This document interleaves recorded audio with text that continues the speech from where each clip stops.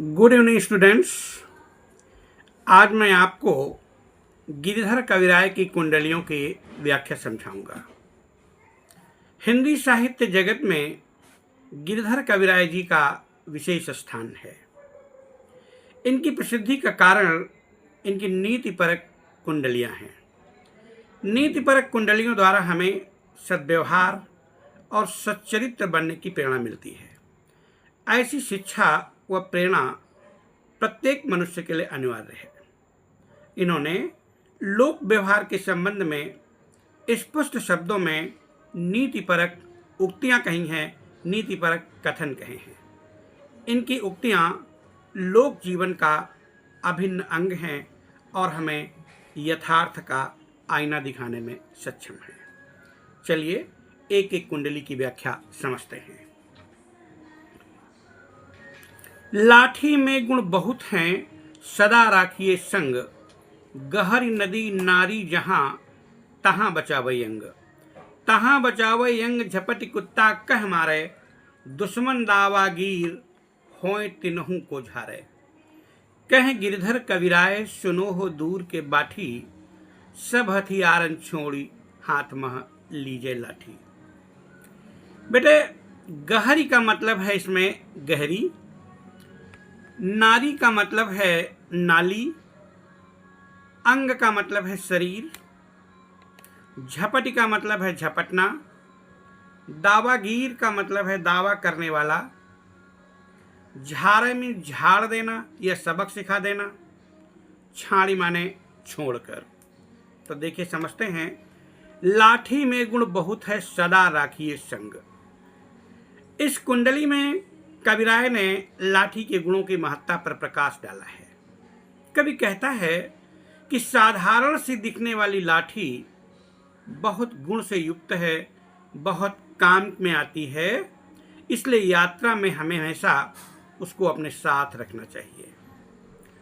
गहरी नदी नारी जहां तहां बचावई अंग। रास्ते में कहीं गहरी नदी अथवा नाला हो तो उसे पार करने में भी लाठी हमारी मदद कर सकती है। तहां बचावे अंग, झपटी कुत्ता कह मारे। अगर कोई कुत्ता हम पर झपटता है तो उस स्थिति में भी लाठी हमारा बचाव कर सकती है। दुश्मन दावागीर हो तिनहु को झारे। यदि मार्ग में कोई दुश्मन अथवा चोर या उचक्का हमें परेशान करता है तो ऐसे में भी हम लाठी को एक हथियार की तरह प्रयोग कर अपना बचाव कर सकते हैं। कह गिरिधर कविराय, सुनो हो दूर के बाठी। गिरधर कविराय कहते हैं कि जब लाठी में इतने गुण हैं तो सब हथियारन छाड़ी हाथ में लीजिए लाठी।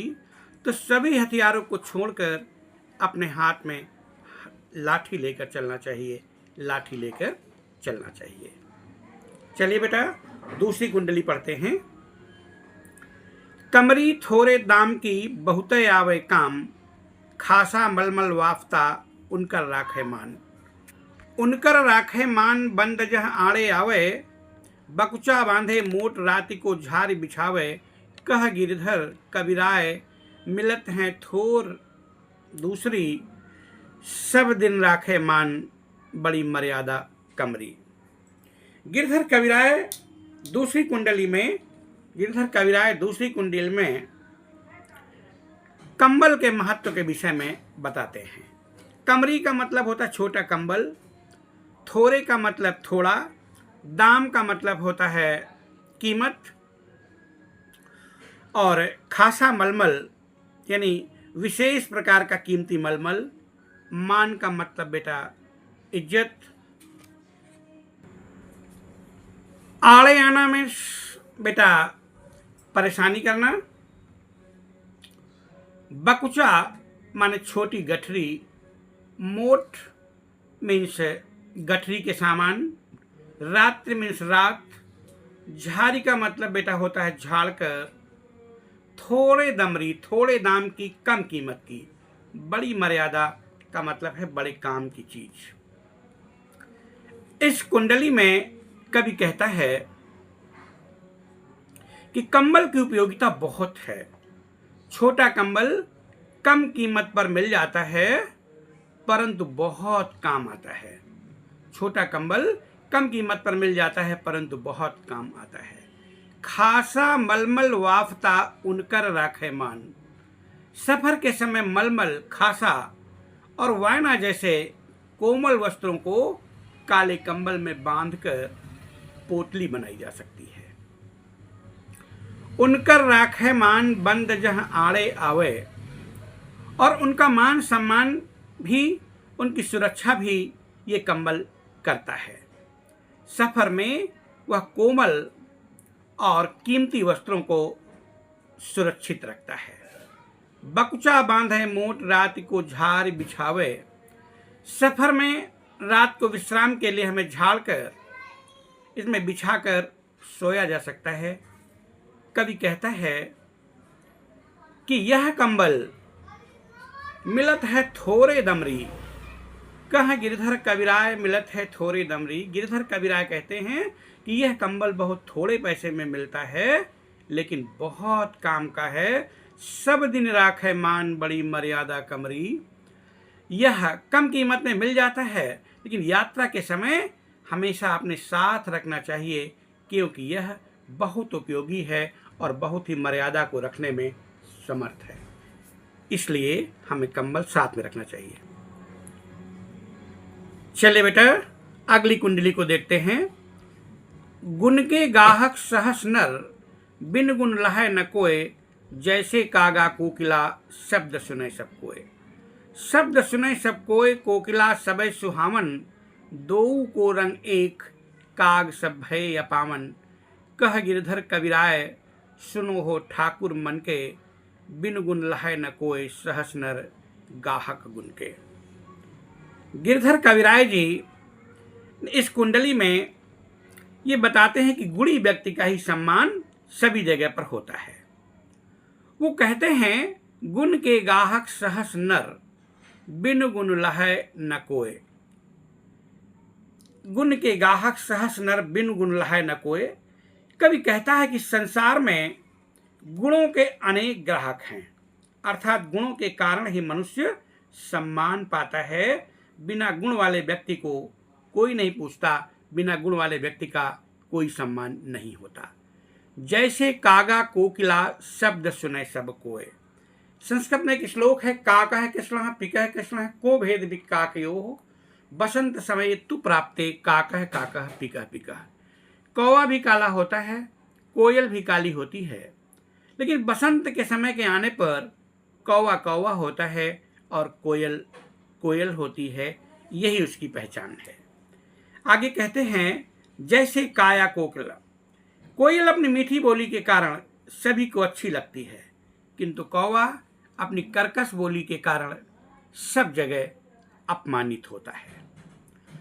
शब्द सुने सब कोय, कोकिला सबे सुहावन। सभी लोग कोयल के शब्दों को सुनते हैं और सभी को वह कोयल की आवाज अच्छी लगती है। दो को रंग एक, काग सब भय अपामन। दोनों का ही रंग एक जैसा है लेकिन सभी लोग उसे अपवित्र अथवा बुरा मानते हैं क्योंकि उसका स्वभाव ही ऐसा होता है। कह गिरधर कविराय, सुनो हो ठाकुर मन के। गिरधर कवि जी कहते हैं ऐ सज्जनों सुनो, ऐ सज्जनों सुनो। बिन गुण लहै न कोई, सहस नर गाहक गुण के। बिना गुण के इस संसार में किसी को सम्मान नहीं मिलता क्योंकि यहाँ मनुष्य की पहचान उसके गुणों से होती है, उसके गुणों से होती है। इसलिए हमें अपने अंदर गुणों का विकास करना चाहिए, गुणों का विकास करना चाहिए। अब बेटे अगली कुंडली देखते हैं। साईं सब संसार में मतलब का व्यवहार। जब लग पैसा गांठ में, तब लग ताको यार। तब लग ताको यार, यार संग ही संग डोले। पैसा रहे न पास, यार मुख से नहीं बोले। कह गिरधर कविराय, जगत यही लेखा भाई। करत बेगरजी प्रीत यार, बिरला कोई साईं। करत बेगर जी प्रीत यार बिरला कोई साईं। गिरधर कविराय जी इस कुंडली में समझाते हुए कहते हैं कि प्रत्येक व्यक्ति अपने मतलब के हिसाब से ही व्यवहार करता है। जब लगी पैसा गांठ में तब लगी ताको यार। प्राय लोग तभी तक किसी का साथ निभाते हैं जब तक उसके पास धन दौलत है। जब तक धन दौलत होगी मित्र रिश्तेदार सभी साथ साथ रहेंगे, किंतु धन दौलत समाप्त होते ही उनकी मित्रता भी समाप्त हो जाती है। कहा गिरधर कविराय जगत यही लेखा भाई। गिरधर कविराय कहते हैं कि संसार में सभी लोग स्वार्थपूर्ण व्यवहार करते हैं। बहुत सारे व्यक्तियों में से कोई ही ऐसा होगा जो बिना किसी स्वार्थ के प्रेमपूर्ण व्यवहार करे, बिना किसी स्वार्थ के प्रेमपूर्ण व्यवहार करे। मेरा इसके शब्दार्थ हैं, गांठ में का मतलब जेब में, बेगर्जी का मतलब बिना किसी गरज के या निस्वार्थ, बिरला का मतलब कोई कोई होता है। बेटा अगली कुंडली देखते हैं। रहिए लटपट काट दिन बरु घामे मा सोए, छाह नमा की बैठिए जो तरुपत्रो होए। जो तरुपत्रो होए एक दिन धोखा दे है, जा दिन बह बहारी टूटी तब जर से जय है। कह गिरधर कविराय छाह मोटे की गहिए, पाती सब झर जाए तो छाया में रहिए। इस कुंडली में गिरधर कविराय जी ये बताते हैं कि हमें किस तरह का संसार में व्यवहार करना चाहिए, किस तरह से संसार में रहना चाहिए। लटपट का मतलब होता है ढीला या सुस्त, बरु का मतलब चाहे, घामे का मतलब बेटा इसमें है धूप में, पत्रों का मतलब पतरा, पाती का मतलब पत्तियां, तऊ का मतलब है फिर भी। कभी कहता है रहिए लटपट काट दिन बरु घामे मा सोए। चाहे किसी भी प्रकार की मुसीबत झेलकर, किसी भी प्रकार की मुसीबत बर्दाश्त कर दिन बिता देना चाहिए।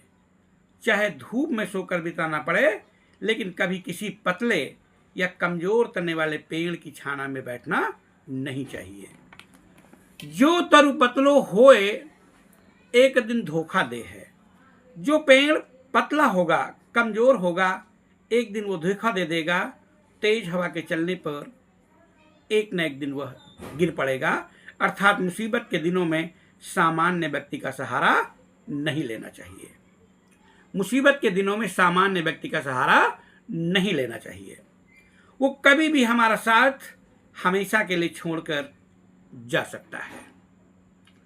जा दिन बह बयारी टूट जब जरते जय है, कह गिरधर कविराय छाह मोटे की गहिए। गिरधर कविराय कहते हैं कि हमेशा किसी मोटे वृक्ष की छाया में ही विश्राम करना चाहिए। अगर सारे पत्ते झड़ भी जाएं तो उसका मोटा तना भी छाया अवश्य प्रदान करेगा। दूसरे शब्दों में ये कहा जा सकता है कि हमें हमेशा ओछे लोगों की संगति नहीं करनी चाहिए, हमें हमेशा श्रेष्ठ लोगों की संगति करनी चाहिए। श्रेष्ठ लोगों की संगति जीवन में बहुत काम आती है। पानी बाढ़े नाव में, घर में बाढ़े नाम, दो हाथ उलीचिए यही सयानो काम। यही सयानो काम राम को सुमिरन कीजिए, पर स्वार्थ के काज शीश आगे धर दीजिए। कह गिरधर कविराय बड़न की याही बानी, चलिए चाल सुचाल राखिए अपनी बानी।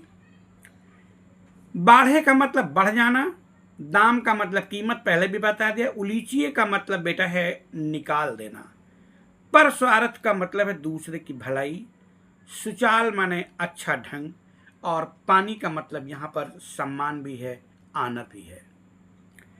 कभी कहते हैं, कभी अपनी नीति पूर्वक बात समझाते हुए कहते हैं कि यदि नाव में पानी भर जाए और घर में धन दौलत बढ़ने लगे, यदि नाव में पानी और घर में धन दौलत बढ़ने लगे, तो दोनों हाथों से उसे बाहर निकाल देना चाहिए।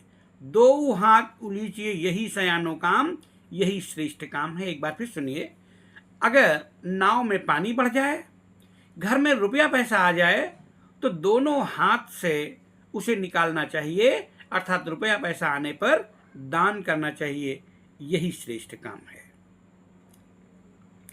उसी प्रकार घर में धन दौलत अगर बढ़ने लगे तो भी उसका प्रयोग दूसरों की भलाई के लिए करना चाहिए, दान देने के लिए करना चाहिए।